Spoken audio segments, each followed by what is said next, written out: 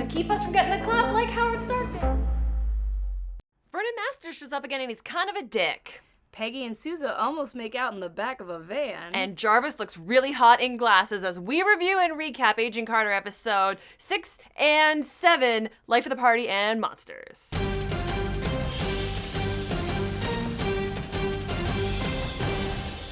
I'm Ashley Victoria Robinson here with the Agent Carter Review Show, and we want to let you know that this is brought to you by Majorspoilers.com, the comic book website where they love comics and they know that you do too. Today joining me is the amazing Sarah the Rebel, author of the Agent Carter Season 1 Declassified book. Thank you so much for joining us today. Thanks for having me. All right, let's hop right into this. Let's talk about the good in these 2 episodes of Agent Carter. Something that I really liked was we got Bridget Regan as Dottie Underwood back. Yes. She was kicking ass. She was taking names. She was taking Peggy for a ride a little bit. Right. I just loved how playful she was this time. Now that she's not having to disguise herself, she's just being her creepy self. It was pretty great. Did you dig on the black hair this time? I did. I love that she keeps changing her looks as well. I like that they're really playing into the she's a spy, she can be anything, you don't know her at all. She's not even named Dottie. That's true. I also liked how we got to see her. I'm going to try to act it out poorly. The classic Natasha Romanoff pose from the movies, we got a really great shot of seeing that with her, which was super cool. Right, and even if it wasn't that shot, it was still just beautiful because her dress just like flares out around her as she lands. It was pretty dope. A black dress. A black dress. With red highlights. What was something that you really liked about these episodes? I really loved that they brought Thompson back in and really raised the stakes in that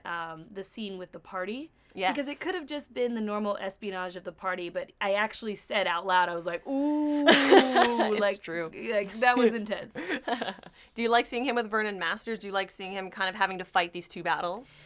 I do enjoy that it shows what a potential for being a puppet he has. Like, this is why he's not meant to be a leader, is because he can't, unlike Sousa and Peggy, he isn't willing to really think for himself and stand up for himself, and this is why he's been pushed into being a leader. So I love that that's, like, kind of being shown and displayed, but I also hate to see him become the bad guy again. We worked so hard on him in season 1. Yeah, a little bit of retreading the same ground. Right. Something that I thought was handled a little bit better than that was when Jason finally got to be whole again and he grabs Peggy and they finally kiss. It paid off so well for me. They're my favorite couple. They're my OTP ship in Agent Carter, I have to say. I loved it, but I hated that it was tempered by the new drama of Sousa and Peggy now possibly being a thing again. And it felt like she broke off the kiss a little early to me. Now, I could have been projecting, but it felt like she broke off a kiss that she maybe would have kept going if she didn't have this thought of, oh, well, maybe I like Sousa again. Would you have liked it better if she and Sousa had kissed and then it would have been more of a battle with her and Jason? Or would you have liked that not to have been addressed at all? I get why they're doing it, and I think on the one hand it is interesting to have Peggy have to choose, but on the other hand, just because I love the characters, no, I don't want Sousa to be in this weird, awkward, I just got broken up with, so now you're available to me again thing. I don't want it. Felt a little bit CW, I have to say. Yes, it did. Drama. It is time to talk about the bad in these 2 episodes of Agent Carter. Boo. I was super bummed that they killed Curry Graham. Yeah, he's kind of great. He's such a great actor, and I think that I would have liked to see more interplay in his relationship with Whitney Frost, because when they were good, they were so good, but we mostly got them bad, so I feel like he's kind of a wasted casting choice. I don't know, I did enjoy their interactions, the power switching that happened between them, the manipulations that they both did to each other, and I was really proud of him in a way that he finally manipulated her. Like, she really believed and trusted him. He did it. He tricked her. You liked him getting one over on her? Right, and then he was gone. Aww. Bummer. So gone. All right, what else didn't we like about this episode? These 2 episodes. Okay, so Peggy's injury. I'm not, like, trying to be, like, a nitpicker, but she was stabbed through the core of her body. There's lots of vital organs. Right, and not just the vital organs, but just a wound to your core affects everything. It affects walking, sitting, leaning, lying, anything you do. So seeing her constantly get up really bothered me. I was like, stop it, sit down. What are you doing? Why are you moving? Like, they gave her a line where she was like, oh yeah, even sleeping hurts. It's like, okay, well, why don't you Right. just sleep for a week or so And then? instead, this woman hopped up at every moment. It was really unbelievable, and it kept taking me out of the scene. Like, oh no, my invisible friend is going in and out who I can't touch. I'm going to get out of bed. And run after him. You can't touch him. Lay back down. Relax, Peggy. You're not going anywhere. And then also their desire to constantly put her on fine linens. Like, no, you're going to ruin that lady's couch. Well, that's the thing about Peggy is she's, in both of these episodes, she's kind of terrible at plans, which as a spy, as a woman in espionage, who we know just came off a fairly successful military career, you'd think she'd be a good planner. And knowing that you're going into a trap doesn't necessarily mean that you have to go into the trap. Right? Am I crazy? Right. Yeah. That was really funny. They were like, it was as if she didn't know that Jarvis had that machine. Right, so what was her original plan without the machine? The shotgun. We saw the shotgun again from that's episode what was going 1. to happen? Okay, Peggy, you're really bad at this. All her plans were just like, no, wait, why would you do that? And then you just left them? You didn't think maybe that would be important to figure out why this was a trap? They don't even have a gate. It's California. There's gonna be a gate at that house. Lock your gate. Come on. Man. Or I don't know, maybe like prep them. Like, hey, just in case things go south, don't walk up to strangers. Here's a baseball bat. And demand they return the person they have kidnapped. Yeah. Probably not gonna work. I also think it was kind of weird that she didn't leave Jarvis, because I think Judo Jarvis could have taken everyone down. We saw him in the third episode, something like that.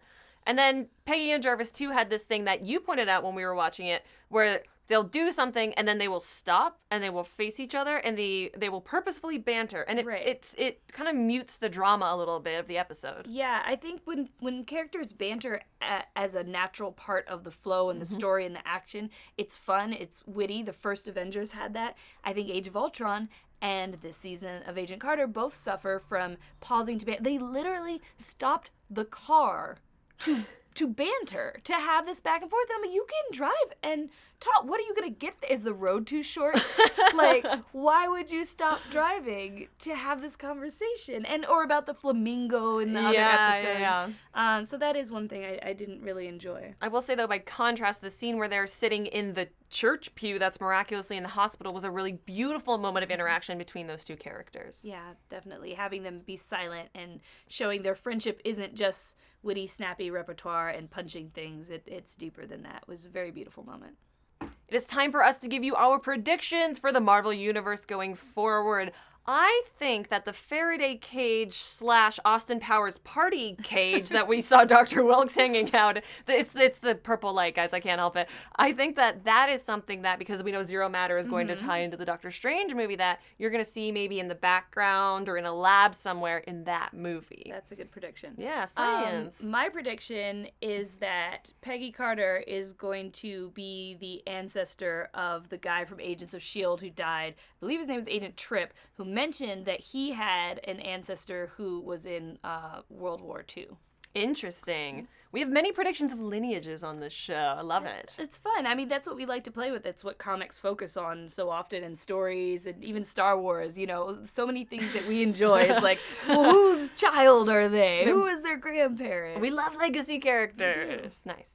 Now we're going to give you our rating for these two, because we have twice as much content, these 2 episodes of Agent Carter. As always, the scale goes from 1 to 5 Jarvis heads, 1 being the worst, 5 being the best, because who doesn't want 5 Jarvises? I want all the Jarvises. All right, Sarah, how many Jarvis heads for these combined episodes? I would give them combined a 4. If they were separate, one of them would have a much lower score. But I really enjoyed together the story they told, which is that the stakes have been raised. Maybe Peggy isn't making the best decisions, and just seeing each of the characters kind of grow into their own power was really enjoyable for me. And there were plenty of moments where I was like, oh, this is exciting, I'm having fun. So that's why I'd give it 4. I like that. I'm also going to give it 4 for kind of the same reasons. So 8 Jarvises, we have an army. And I think you nailed it, that it was nice to see them as 2 pieces, because as soon as that episode ended, it was like, oh, good. There's another one. Right. Because it really would have felt, I know they were probably supposed to air like that originally, but it really would have felt like you're just being kind of the rug yanked by Jarvis out from underneath you. I think there was a lot more good than bad, and I think that these 2 episodes have really progressed the story forward in the most meaningful way since the series started. Right, I agree. We obviously really, really like these 2 episodes of Agent Carter. We hope that you do too. Please go and let us know if you do. And don't forget that this episode is brought to you by Majorspoilers.com, the comic book website where they love comics and they know that you do too. If you want to support this show, if you want to support Supergirl, if you want to support Agent Carter, all of our review shows, head on over to patreon.com/Jawiin, Jawiin. Support us and keep us from getting the clap like Howard Stark did, because nobody wants to do that. It is very, very pricey. Sarah the Rebel, thank you so much for joining us today. What am I supposed to say after that? You're supposed to tell us all the amazing places we can find you on the internet. Well, you can find me. I'm everywhere at Sarah the Rebel. Sarah has an H in it. It's very important that you don't forget that H belongs to me. On Twitter and Twitch, I stream once a week at least, and I have a podcast called Woman Up Podcast where we talk about all sorts of geeky things with my co-host O Katrina, and you can catch us at Woman Up Show on Twitter. And then if you're going to be at Long Beach Comic Expo, I'm actually going to be there on Saturday with the Marvel Report.